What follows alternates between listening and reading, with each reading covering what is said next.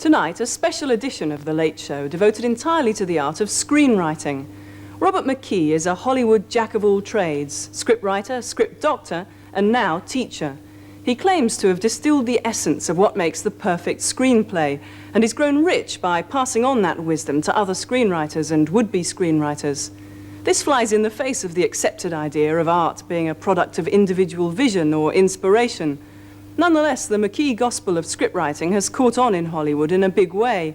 Paramount send most of their staff on the course, Warner's are publishing McKee's book, and his most recent visit to Britain to give a weekend course attracted such luminaries as John Cleese, who, despite having written the most successful British screenplay for many years, A Fish Called Wanda, obviously felt he could learn something from the McKee approach.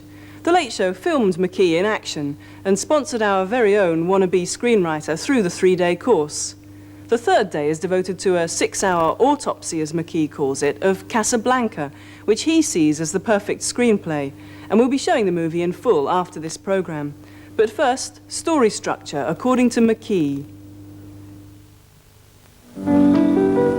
Of all the gin joints in all the towns in all the world, she walks into mine.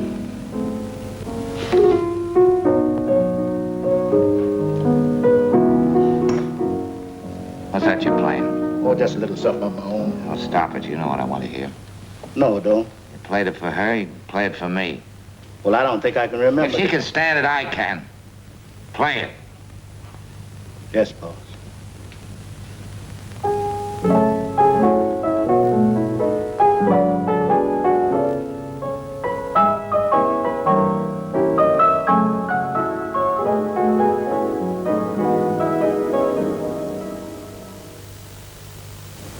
Someone once said that the only thing that stands between Hollywood and illiteracy is the need to read your Mercedes owner's manual.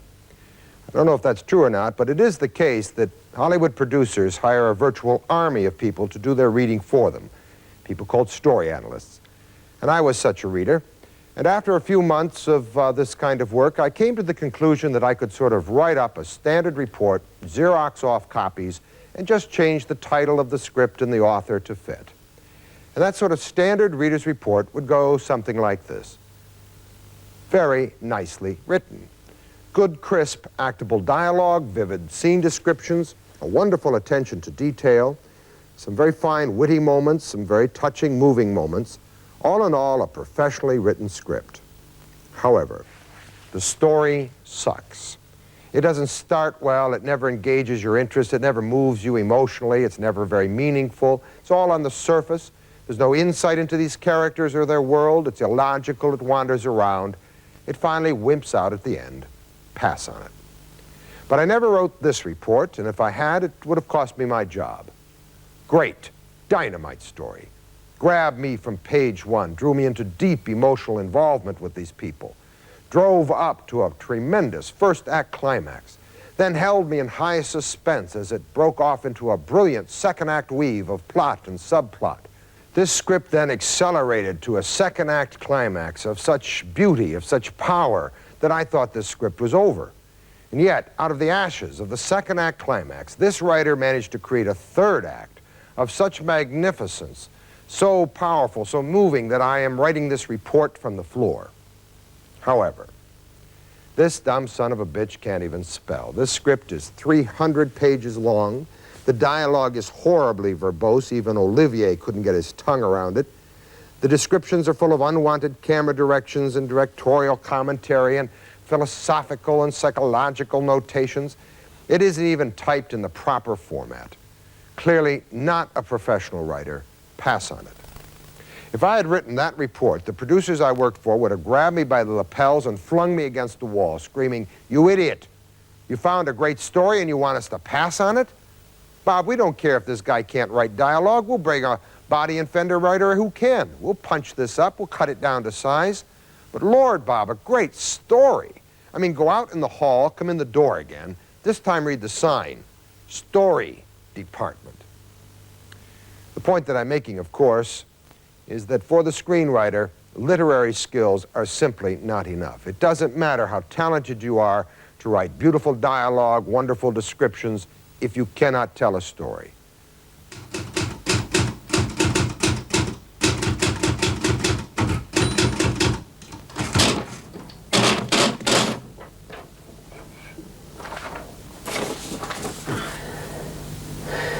Scene 1, interior. A cantina in Mexico. Day. It is a hot day in Mexico in 1875. Conchita, the barmaid, dusts the bar. Deke, a middle-aged Yankee, sits at a table drinking tequila. Brett, another Yankee, enters. Brett is young and handsome, but he has travelled a long way and is tired. Brett, I've travelled a long way and I'm tired. Deke, what brings a Yankee and a Texan by the sound of it like you to this? Brett Kincaid's my name and I'm a Texas Ranger by trade. I'm looking for the man who killed Marcus Jones. You see, Marcus and I went to the same orphanage together. We were friends and stayed friends. I'm trying to prove something both to myself and, I suppose, to the father who, though still alive, put me in that orphanage all those years ago. Why am I telling you all this? Deke, suspiciously. I've been wondering that too.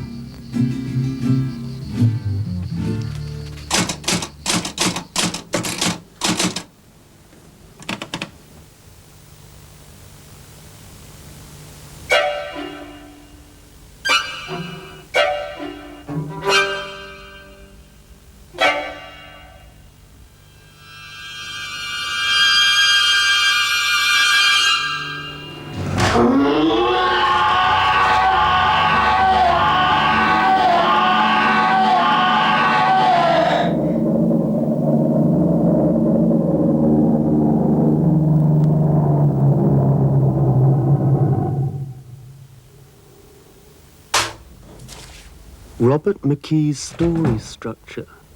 Backstory, genre, inciting incident, deep character, subtext, turning points. Is this what I need?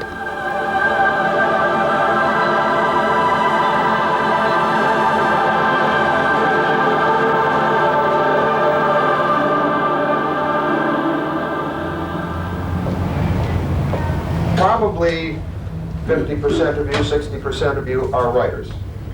Most of you naturally film and television writers, but as I said, a few novelists and playwrights as well. The rest of you are everybody else. Directors, producers, editors, actors. Your occasional literary agent crawls in here.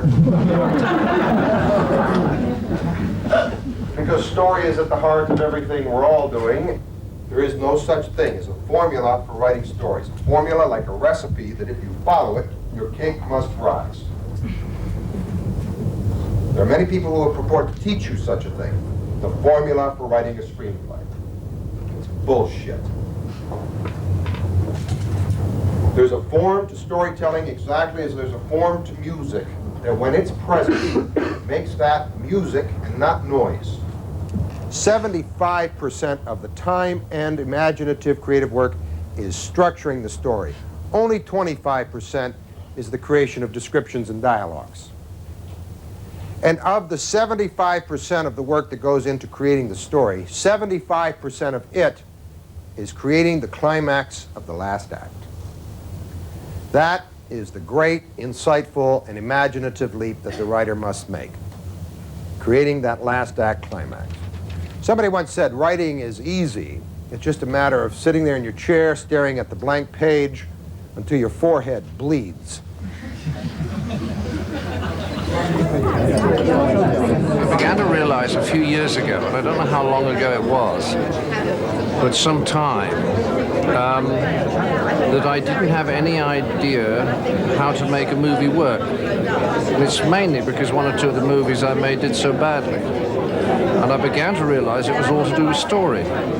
Where I have difficulty is scripts that seem to have everything going for them. They have terrific characters, great plots, really interesting settings, but there's something wrong with the script and you don't know what it is. What I've come along is for us to try and get an insight into what is wrong with this script that can be easily fixed right, put right, easily fixed. Is there something that can be fixed, or are the problems of the structure of the script so great that you're actually on a hiding to nothing? And the relationship between the setting of a story and the structure is this. The setting sharply defines and limits what's possible in that story. Because only certain things are possible or probable in certain worlds. If you have a film set in Beverly Hills, for example, there will be no race riots in your movie. There's only one race at the moment living in Beverly Hills, and these people don't riot. They shop.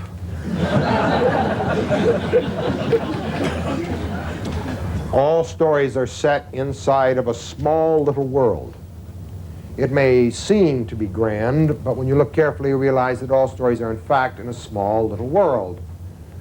Dr. Zhivago is a small little world.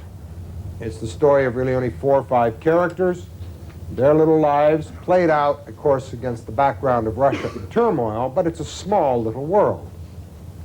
The source of all cliches can be traced to one thing and one thing alone. The writer does not know the world of their story. And that is why they are writing cliches. That is why they are writing scenes we've seen before. Characters thinly disguised that we've seen before. Dialogue, barely paraphrased from dialogue we've heard before many, many times. The value of Robert McKee is his clarity of vision is something that you can impose on an imagination that is in turmoil. I suggest that if your imagination is not in turmoil, you don't require Robert McKee's cause. I think it's really healthy for all English writers to have this kind of jolt. I mean, I'm not a writer, but I'm still conscious that BBC drama department often feels a bit literary heavy. So as you move away from the classical, the audience shrinks. This is the realm of going broke.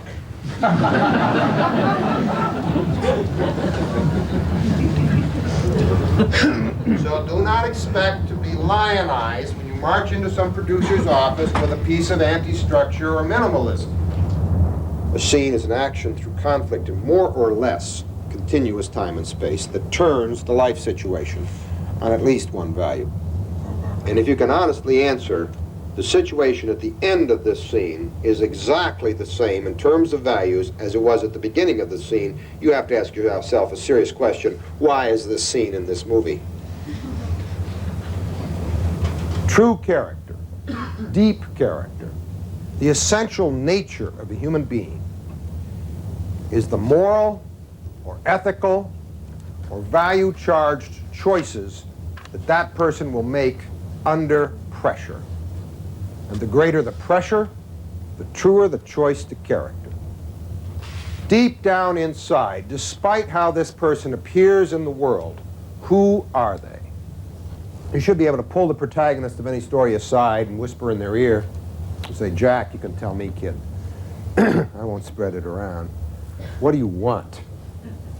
Jack would have an answer. Your character should be able to turn to you and say, "Well, at this moment I want this.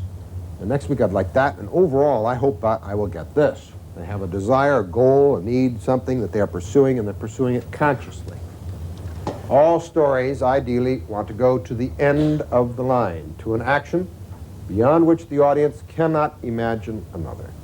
In other words, you can't close a film and have the audience walking out of the film saying, "Well, he got what he wanted. But he never had to confront his father. I thought for sure he'd have to confront his father. Wasn't there an exam he has to pass somewhere along the way," and so forth? Right? In other words, if they're rewriting your movie as they go out, and even if you end it negatively, and they're coming out saying, "Well, he's dead. But wasn't there a gun in the drawer right next to him there? And why didn't he call the police?" How many films have you come out of saying to yourself, "Why didn't they call the police?" When I'm going through a script or something, it's very nice to be able to understand the whole script as opposed to just your character, you know, and I think you don't get this chance very often. You don't get a drama school to take you through the craft of writing, to understand what the writer is trying to do.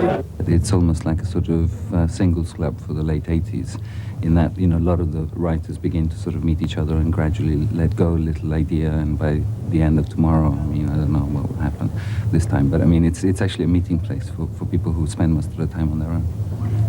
To begin any story, your character will always take, initially, the most conservative action possible. Because human beings are fundamentally conservative creatures. They never do more than they have to get anything they want. They never expend any more energy than they have to. They never take any risks they don't have to. So the gap opens up for a human being when they take their conservative action in a story to begin it, and they say, okay, I couldn't get it the easy way. I guess you never do. So now I'll have to struggle through this gap somehow and take action number 2. Action number 2 is the action the character did not want to have to take. It's an action that demands more willpower from them, requires them to reach deeper into their capacities as human beings, and most importantly, it starts to put them at risk. It's a bit like being at an evangelical meeting. You get so much the sense of revealed truth being given to you. It's almost impossible to question it. He's such a very skilled orator. He has such good presentational skills, like a stand-up comic.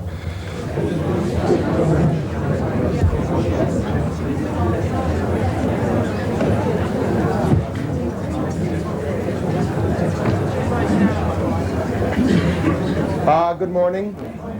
You're all here, wonderfully on time. Thank you. Nothing moves forward in a story except through conflict. In other words, the secret, so to speak, of developing or building almost any story is on the negative side of the story. Not on necessarily creating the positive characters, the empathetic characters.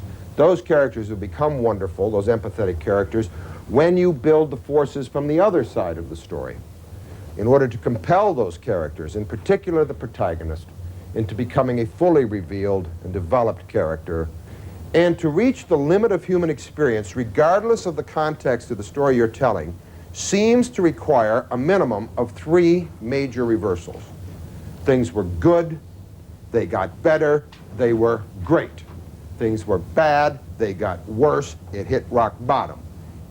If you have a major reversal every 15 minutes, after a while, what the hell's a major reversal? Major is relative, right? So if you have a character meeting life and death, life and death, life and death, life and death situations every 15 minutes, after a while the audience says, that's not a major reversal, that's his day.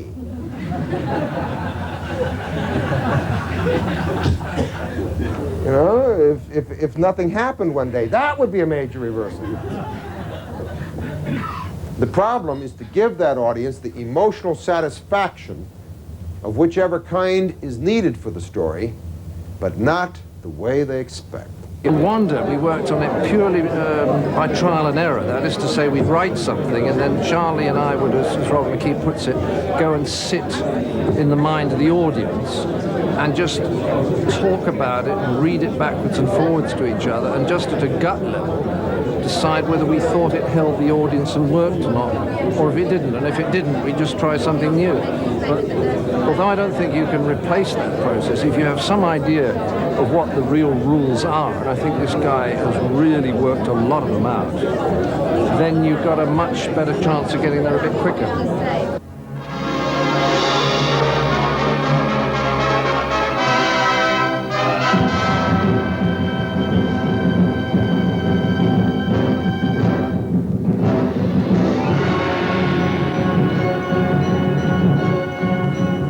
We're studying Casablanca because it is a kind of grand example of virtually everything in the art of storytelling that we look at in this course. It has a superb unity to begin with, but we also will discover in this film a great variety. In fact, it's the most various film I know. It is, as we all know, a wonderful love story, but it's at least 50% or more political drama. There's terrific action sequences in it and wonderful wit. It's funny, delightful from one end to the other. And of course, it's virtually a musical. There are about 20 songs in Casablanca, all strategically placed and used to comment and expand on the meaning and emotions of this film. My hair is curly. The scene we're about to analyze is the second act, mid-act climax. This is a famous scene in which Rick and Ilsa meet in the bazaar. Previous to this, Rick has found Ilsa suddenly back in his life, but now accompanied by Victor Laszlo. Monsieur Laszlo, is it not? Yes. It isn't often we have so distinguished a visitor. In a scene just before this, the night before, he tried to get her back, but in a drunken state, he ended up insulting her, virtually calling her a slut. Who was it you left me for? Was it Laszlo, or were there others in between? Or aren't you the kind that tells?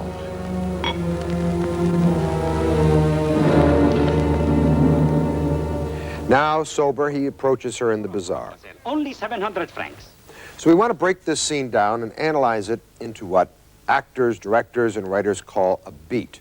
The beat is an action-reaction pattern of human behavior, driven, however, from the subtext, meaning from the inner life, what the characters are really thinking and feeling, and the actions they take for that, as opposed to what they may necessarily say and do. And the conflict in the scene, of course, is that Rick wants her back. She knows more than he does about her situation. I'm sure she would love to go back with this man, of course, but I think the best thing you could say about Ilsa, she wants to be left alone. So let's watch the first beat, the first action-reaction moment as Rick steps up to her at the bazaar. You're being cheated. Doesn't matter, thank you. Ah, the lady's a friend of Rick's. For friends of Rick's, we have a small discount. Did I say 700 francs? You can have it for 200. So what's Rick doing when he says you're being cheated? Well, underneath that, he's breaking the ice, or trying to, by helping her, perhaps, warning her about the lace seller, and maybe commenting ironically on her relationship to Victor Laszlo when he uses the word cheated. She, however, in reaction to that action, is simply rejecting him. And she does it, notice, by not talking to him, but by rejecting the lace seller. Sorry I was in no condition to receive you when you called on me last night. Doesn't matter. For special friends of Rick's, we have a special discount of 100 francs. So when he gets that reaction, then he must do something else, more difficult perhaps, and that's for Rick especially, apologizing.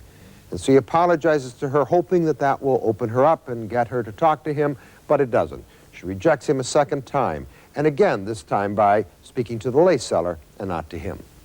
The story had me a little confused. Maybe it was the bourbon. I have some tablecloths, some napkins. Thank you. I'm really not interested. Please, 1 minute, please.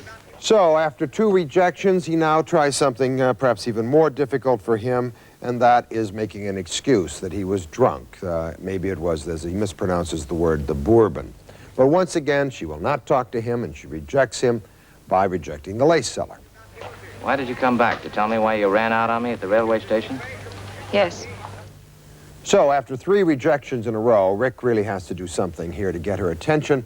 And what he does is he asks her a rhetorical question, a question that he gives the answer to. Why did you come back last night? To tell me why, etc. That's something she has to answer to, and she does. She says yes.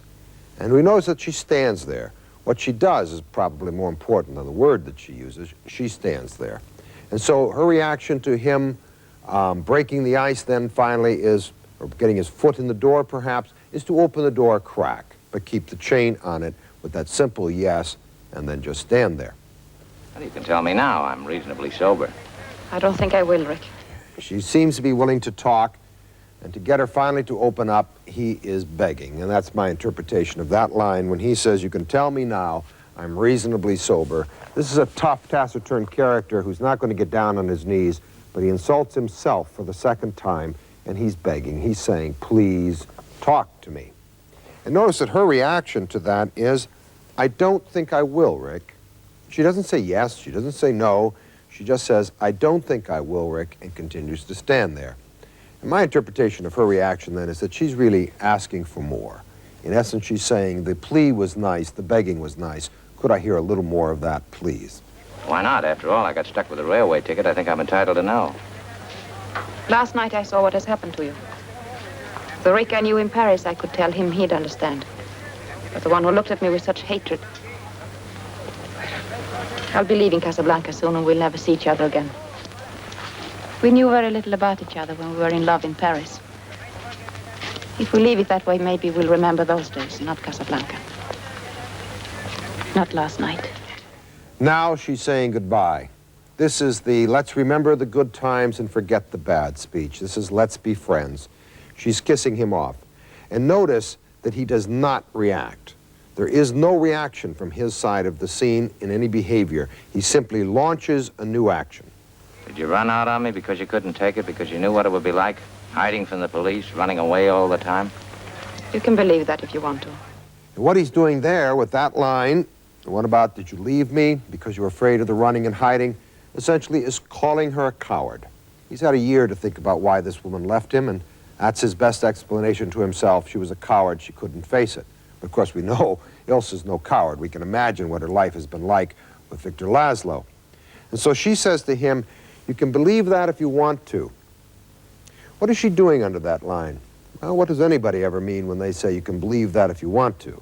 An idiot would believe a thing like that, and if you want to believe it, go right ahead. You're an idiot. In other words, he's calling her a coward, and her reaction with great style is to call him a jerk. Well, I'm not running away anymore. I'm settled now. Above a saloon, it's true, but to walk up a flight, I'll be expecting you. That, of course, is a sexual proposition. Come on up and visit me sometime, right? I'll be expecting you. And her reaction is the one we see up there on the screen now. Her head turned away, hiding underneath that hat brim, hiding the reaction to that sexual proposition. And we can imagine what that might be. Their Paris love life must have been something, and of course Rick has seen Victor Laszlo. So he propositions her, and she tries to hide that reaction. All the same, someday you'll lie to Laszlo. You'll be there. No, Rick. No, you see, Victor Laszlo is my husband. And was, even when I knew you in Paris. But Rick can't resist sticking his foot down his throat a second time. He says to her that she'll lie to Laszlo, she'll be there. And what he's doing under that, of course, is once more, for a second time in this film, calling her a woman of easy virtue, implying that she's a slut, perhaps, that she wants his body. She then, insulted deeply, reaches back and hits him with the hardest thing she's got. She says, "No, I'm a married woman, and I was, even when I knew you in Paris." She doesn't bother to add, of course, "and I thought my husband was dead," and all of that. No, she takes a half-truth and nukes him with that news, and suddenly this scene takes a sharp twist around that gap at the top, sending the love story to the negative. All right, now let's go back and look at this scene from the director's point of view. We see that the scene gets hotter and hotter and hotter, more and more intense. And so he's going to use a technique you've seen all your life, which is to shoot closer and closer and closer. So here in this shot, for example, that establishes the scene, we see that he's taking advantage of this lace seller to pull the camera back and give himself a long shot, or a full-length shot, from which he can go now long, medium, close, which helps, of course. If he didn't use the lace seller that way, he would only have the difference between a medium shot and a close shot. But the lace seller does more for the scene than just that. The lace seller also helps begin the scene with some wit and some humor to contrast with the dark ending. The lace seller, you notice, is selling lace, not pots and pans. Lace having a connotation of weddings and perhaps lingerie. Now we're into this medium shot, and take a look carefully at this shot, what Cortese has done. First of all, notice the costuming of the shot. Ilsa is wearing the female version of Rick's clothes. Rick's got on a suit, she's got on a suit. He's got on a hat, she has a hat. He has a striped tie, she has the effect of a striped tie. He's standing there with his thumbs hooked in his belt, she's holding the lace in front of her in the same posture. If you took all the detail out of this shot and just looked at the dominant shapes and lines of it, you'd see that their heads, like circles or ovals, are being joined by these rods behind them. These rods are part of the overall image system of Casablanca, which is Casablanca as a prison. But in addition, those rods or bars are being used to pull those heads together. If you drew a line straight down the center of that frame, what would you see? It's practically a mirror on either side of the dominant images. That shot says these people are soulmates. They belong together. And notice, too, that he has got Ingrid Bergman on the right-hand side of the frame. In fact, as you watch this film, you discover that she is almost always on the right-hand side of the frame throughout the film. There's only 3 shots in which there are exceptions to that.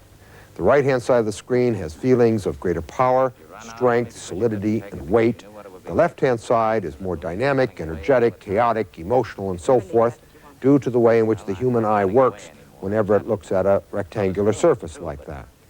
And I think he keeps her on the right almost exclusively through this film in order to say that Ilsa somehow is the moral core of this film, the inspiration for both of these other men. Now, look at the very last image of this scene. In the struggle between these two characters, of course, Ilsa somehow comes out on top. The love story is now sharply at the negative. And so he's taken Humphrey Bogart and put him center of the screen, which is the weakest point on it. An actor is always stronger, either left or right, preferably the upper left or the upper right. Center is the weakest point on the screen, and he turns Rick away from us so that we're looking at the back of his neck and his ear. That is a deliberately weak shot, because what he wants there is the composition of a loser. And Rick certainly has lost at this point in the film. I will go away from this course now and look at every script that I get given or that I work on and say, what's happening in the scene? What is the conflict that this character is facing? That may not be an appropriate question to ask in every single scene, because I think there are some scenes where you don't have conflict that nevertheless do something quite valuable. But as a discipline, I think it will make me a lot more acute at looking at scripts. I think if we had 12 people in England who knew how to structure film plots, there would be no crisis in the film industry, because I think we can do everything else.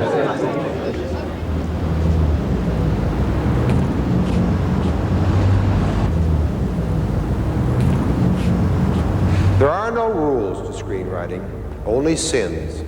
And the cardinal sin is dullness. Human life is fascinating. How could you make it dull?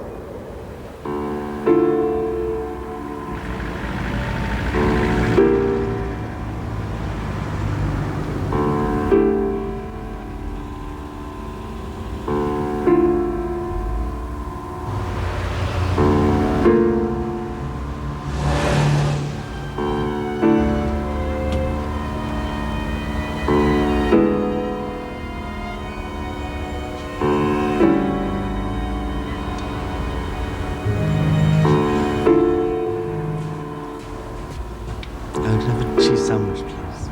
It's up to you, no takeaway. Takeaway.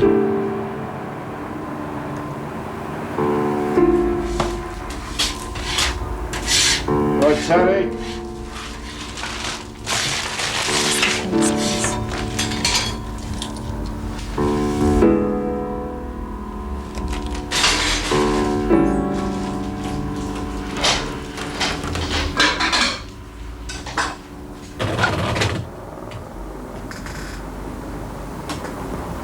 Thou shalt know your world as God knows this one.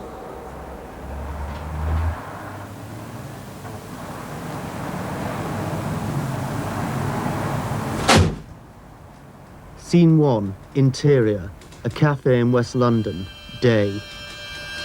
Gina stands behind the counter looking nervously towards Jimmy, who is opening letters and paying bills. Charlie enters. He is tired, having driven a long way. Oh, God, I'm tired, having driven a long way. A long way, meaning from the north, I guess. What brings a northerner, and a Mancunian by the sound of it like you, to this humble out-of-the-way cafe in West London in the middle of the week? Thou shalt not give exposition for exposition's sake.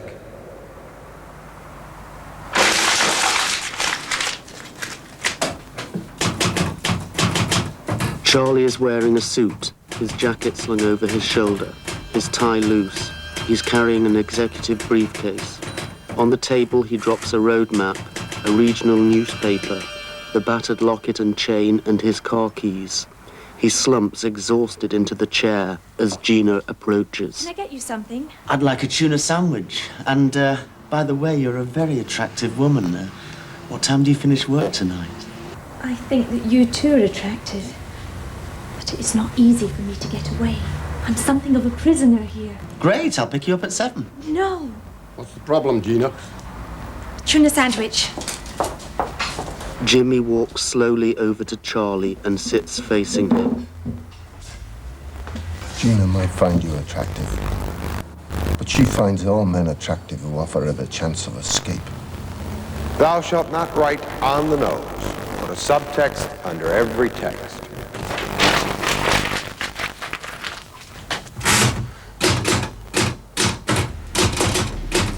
Can I get you something? I want something warm that can fill a man up. The special is macaroni cheese. I made it myself. Anything that's been touched by these hands, I want. What's your name? You don't want to know. Well, we're going to spend time together. Names come in handy. I don't know who you are, and I don't want to know. I've all I need in terms of attention. I just don't get out much. That's the way he prefers it. Gina, serve the man before he dies of hunger. Jimmy, with murder in his eyes, approaches Charlie. You seem very friendly. Don't see many friendly people around here. Don't let it get you into trouble. People are always getting into trouble who take a shine to Gina. Jimmy suddenly sees the locket on the table. He picks it up and looks at it suspiciously. Where did you get this? It belonged to the woman I once loved. She died. Jimmy looks worried. Oh, great. It's got everything. Subtext, action, reaction, conflict. And a nice little turn at the end. Thou shalt not make life easy for the protagonist.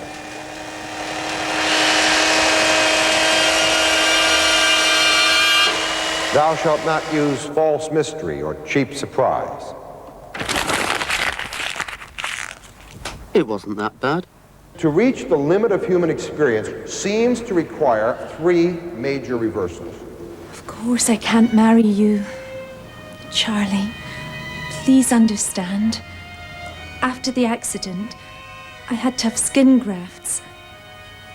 Plastic surgery. God forgive me. You poor boy. I'm your mother. When the gap opens up in a story like that, you suddenly have a rush of insight. I get it. Okay, thank you. Charlie, listen to me and listen to me good. The man in that coffin couldn't have been Harry because Harry's flight to Peking never took off. But that means Gina. Thou shalt seek the end of the line, taking characters to the farthest depth of conflict imaginable within the story's own realm of probability. The end of the line. Okay, Charlie, this is it. The end of the line.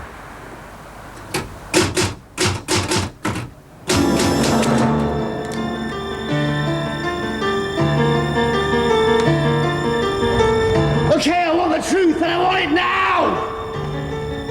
Stop, whoever you are! I'm not afraid to use this.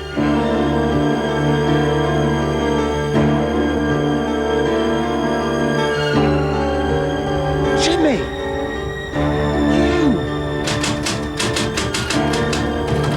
The key to endings is to give the audience what it wants, but not the way they expect. Talk, you bastard!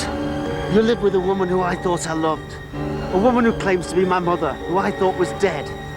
So where do you fit in? I think you know that, son. I think you've known that all along. All the tension leaves Charlie's body. Jimmy takes the gun and throws it away. They embrace. Dad! Oh, Dad! Gina runs to Charlie. Mom! Charlie. They also embrace. Cut to long shot of car park. Charlie, Gina and Jimmy appear, arm in arm, walking into the distance. The camera tilts down to reveal the locket in the foreground. And so in classical structural writing changes, all questions raised in the audience's mind by the story are answered by the story. All emotions provoked by the story are satisfied by the story.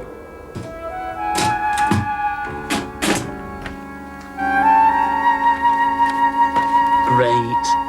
Still got 10 minutes before the photocopiers closes. Thou shalt rewrite.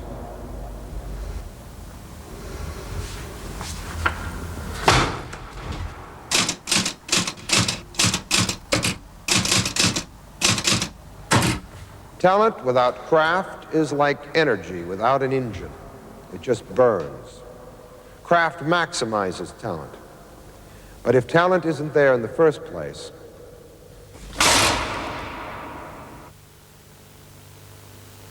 I think there's no harm in people being taught about the classical structure. I mean, I think it's absolutely fundamental to storytelling, a lot of the stuff he's teaching. Where I think it can be dangerous is if people take it too literally. And I've noticed from people who've emerged from the course, there's a kind of est-like light in their eyes. And I think they act as, there's a sort of born-again quality. And I think there's a tendency for them to take it much too literally. For the cinema is a very highly structured medium. Narrative movies, particularly American-style narrative movies, are very highly structured pieces. And it's obvious that the screenwriter's got to know what the rules of that structure are if they want to break them and bend them and play around with them a little bit. Try again. All right, you bums, let's do it. I don't know. Wait a second. I don't understand what your problem is. Look, I just think I need a couple more lines, you know? I mean, this is the guy's death row speech. Make him more of a hero, for Christ's sake. I hate this. I really hate... You know what the problem is? The plot stinks. Oh, That's the please. problem. Don't give me please. It's artificial. No, it's terrible. it's fine. I don't know The why... plot is fine. It's your attitude, huh? Oh, my attitude? Yeah, and you got this block you gotta get over. Oh, Marvok, did you see this? Look at this.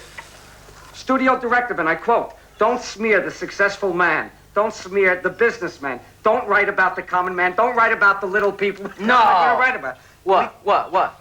What, they blacklisted the Munchkins now? I feel it would have been a bad thing if before we wrote our first scripts, we had studied form and analysed it and knew too much about what we were setting out to do and what the problems might have been.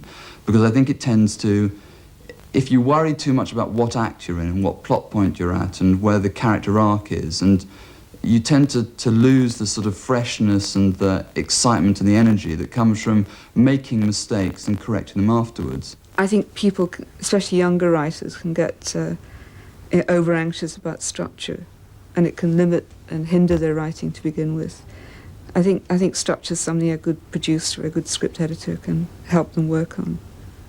I think that courses like that are much more dangerous for producers to attend than they are for writers to attend. I think that already we're seeing a situation where when you have a meeting about a script with a script editor or a producer, the person throws back at you, well, what's the controlling idea of this picture? Or where's your spine? It's definitely a craft. It's not an art form, at least at the level when you start the whole thing off.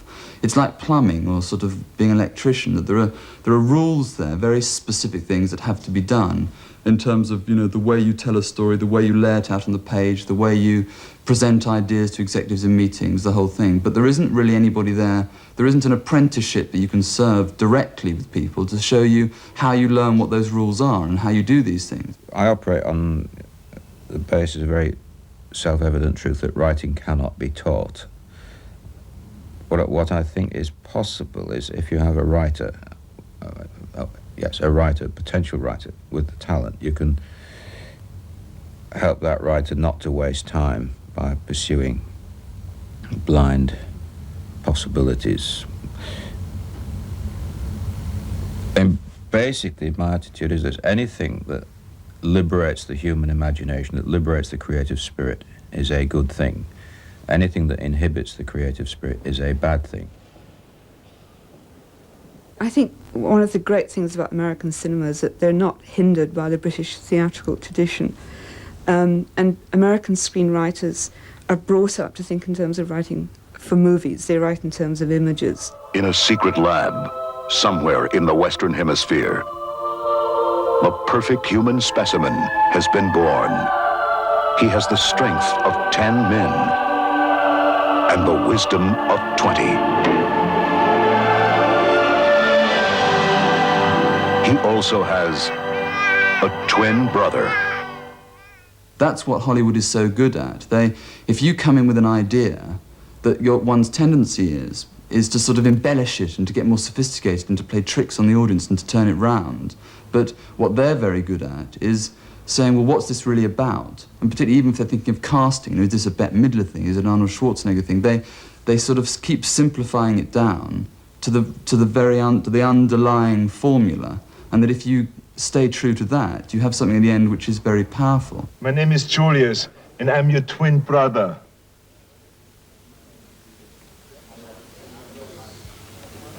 Oh, obviously. The moment I sat down, I thought I was looking into a mirror. The system there finds it almost impossible to take on board the idea that that script should be preserved through the stage. You know, any 2 cents worth of opinion from some executive who can probably just about write his name will certainly have equal status to the director. The directors are not free either. They can't even say who's going to be in it. And if they have a problem with if they communicate that they have a problem with understanding, say, a particular transition in a script, and they make the mistake of saying that to their producer, and the producer makes the mistake of saying that to the front office, there are another 3 writers on the job next day. Well, I think it's always a sort of sword of Damocles hanging over the head of an American writer, that there is a far greater tendency to bring in someone else. I mean, there's a Hollywood joke about you're sent a wonderful script and the first thought is, who can we get to rewrite it? They see it and they want it, and the very act of getting it destroys what they want. That's the usual pattern. I must have that, I must have that talent, I must have this, that. Buy it, as they think. And the very act, because they passed over the money, they say, it's mine now, and you do this. In other words, they try and make you like them, even though they actually wanted you there in the first place for something else. Well, that's the usual tale. I find a lack of passion in writing for the screen. And I don't know why that should be, that people seem to be able to write quite powerfully for TV. I mean, things like The Singing Detective. But somehow the cinema writing for me lacks passion. There seems to be a fear of dealing with emotion. And that's, again, something the Americans, I think, are much better at. They're much more prepared to confront emotion head on. I think the thing about British films is that they are designed for a limited market. And I mean, Room with a View is a brilliant film. All those Merchant Ivory films are brilliant films, but if you do the acid test, what would a man sitting with his popcorn in Pacoima make of it? He wouldn't know what the hell was going on. He'd say, well, what is this? And therefore, I think the only time that British cinema works globally is when it has to set its sights lower. There are many ways to be other than mid-Atlantic, which is the curse, is that you have to do and drive the engine that it has your fuel in it. That's all I can say. I think one thing that is healthier about American writers is that they're much more prepared to do rewrites. I mean, they may go to a script conference and discard 90% of the notes they're given, but they will, sort of launch themselves into rewrites, and they know that's part of the process.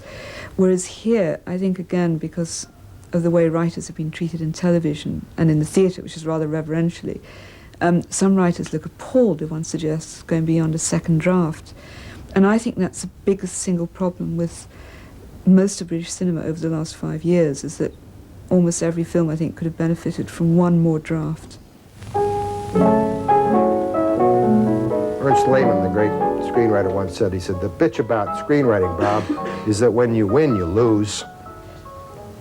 If you write badly, you get all the blame. If you write well, the director and the actors get all the credit. And so still you write screenplays, and you write it because you have to, because you're a writer, and that means that no matter how difficult writing is, everything else is harder.